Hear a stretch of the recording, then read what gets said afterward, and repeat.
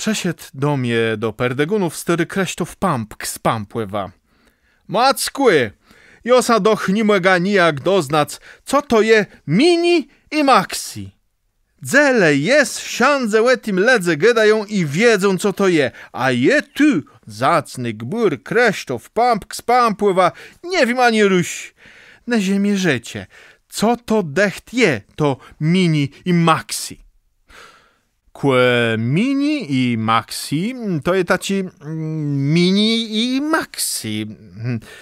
Wej, ciej twoja tekla na 4 lata so kupi 3 łokce sztofły na seknia i jen zaniese do belny krywci, a ta so wiksią płyłowa sztofu łectrze dlse, a sti resztę usieje secienka, tej łena bandze siga dokładno łet przepysie do pampka. Tej możesz widzieć i so dokładno łebezrzec to mini.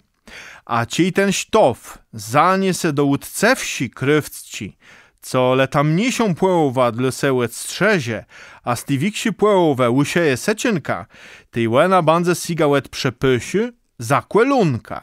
Takie seknia nazywy są midi. A ci twoja tekla pójdzie z tym sztofą do nyłydce wsi krywci, co ledecht malinci sztrymel dla sełec strzezie, tej łysieje seknia łet przepysie, jaś do stopów. Takie seknia nazywy są maxi.